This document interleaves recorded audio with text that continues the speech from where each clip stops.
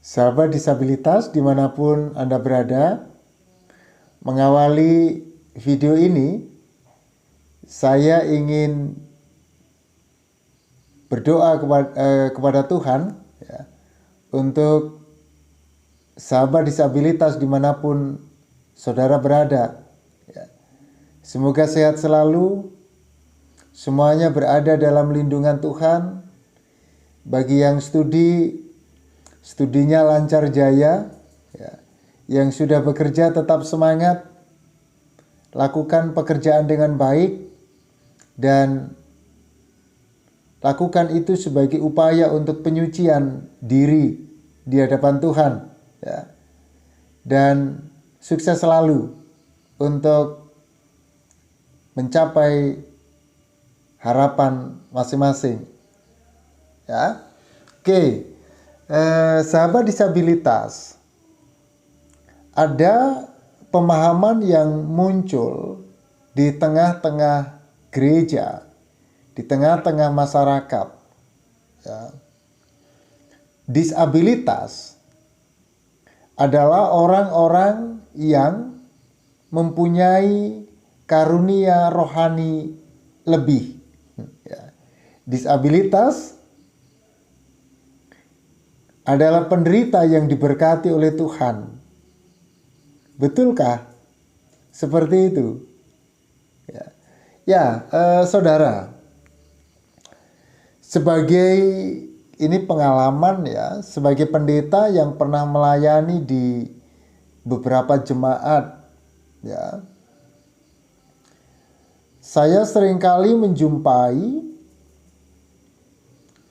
perbincangan atau katakanlah perkataan beberapa orang begitu ya, terkait dengan orang-orang yang mengalami kedisabilitasan, ya. Biasanya mereka berucap begini, ya, "Wis, kamu adalah orang yang luar biasa," gitu kan? "Kamu adalah orang yang hebat, dapat menanggung semua ini," gitu kan? "Kamu kuat." Ya, itu kalau saya belum tentu bisa menghadapi problem itu. Ya. Nah, ini seringkali kita dengar, ya. Saya tidak tahu apakah itu maksudnya memotivasi, memberikan kekuatan, atau kita menyampaikan yang demikian karena ketidakmampuan kita, ya, melihat apa yang sedang dialami oleh kawan-kawan dengan disabilitas ini. You are a special in God's eyes, misalnya. Kamu spesial di hadapan Tuhan, gitu kan? Nah, itu yang biasa seringkali kita sampaikan ya kepada anak-anak dengan disabilitas atau orang-orang dengan disabilitas yang ada di jemaat. Ya. Nah, sahabat disabilitas, dari ungkapan itu menggambarkan bahwa disabilitas itu berada dalam situasi yang menderita sebetulnya. Ya, kamu hebat, kamu bisa menanggung semua itu. Nah, itu kan menunjukkan bahwa mereka berada dalam situasi yang menderita. Mereka berada dalam situasi yang lemah. Ya. Mereka berada dalam situasi yang patut dikasihani. Tetapi penderitaan tersebut tidak dilihat sebagai sesuatu yang buruk, melainkan disabilitas dilihat sebagai sesuatu yang baik. Ya. Bukan persoalan penyebab utama kecacatan yang disampaikan, ya, tetapi lebih merupakan refleksi atas kondisi yang dialami. Kita bisa melihat contoh misalnya dalam Alkitab cerita tentang pengalaman kecacatan dalam tanda petik yang dialami oleh Paulus, ya. Teman-teman bisa baca di misalnya kitab 2 Korintus misalnya. 2 Korintus 12 yang menceritakan bagaimana kemudian Paulus mengalami sesuatu. Disebutkan bahwa ia diberi duri dalam daging, ya. Ini disampaikan sebagai sesuatu yang berasal dari Allah untuk menguji imannya, untuk menguji kesetiaan pelayanan Paulus. Ya. Nah, itu yang terjadi.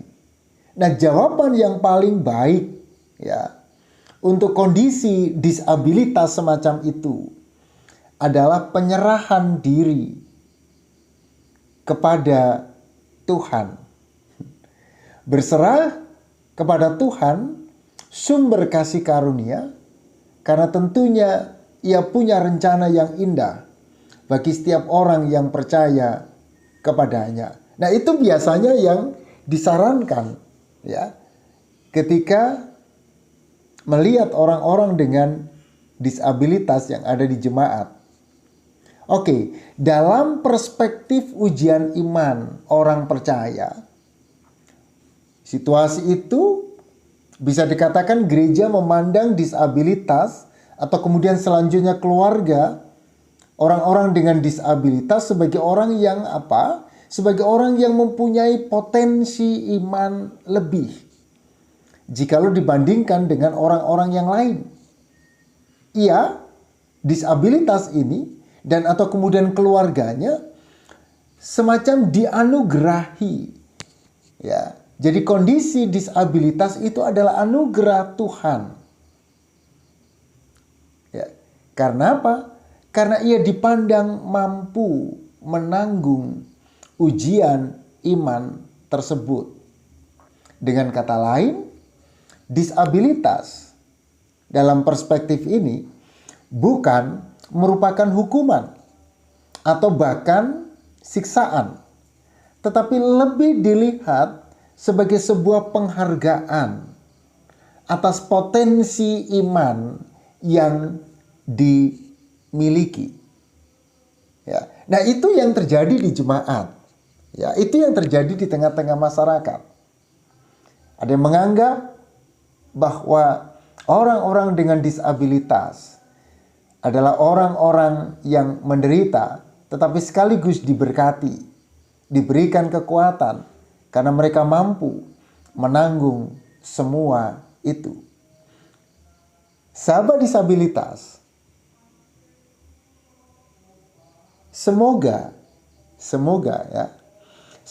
pemahaman semacam ini bukan sarkasme pendeta, bukan pula sarkasme pelayan gereja, bukan pula sarkasme orang-orang non-disabilitas terhadap orang-orang disabilitas, sehingga semakin menenggelamkan mereka ke ruang marginal dan ruang isolasi. Kita berharap bukan yang demikian. Terima kasih sudah menonton video saya dan terus dukung perkembangan video ini. Terima kasih untuk dukungannya, terima kasih untuk supportnya.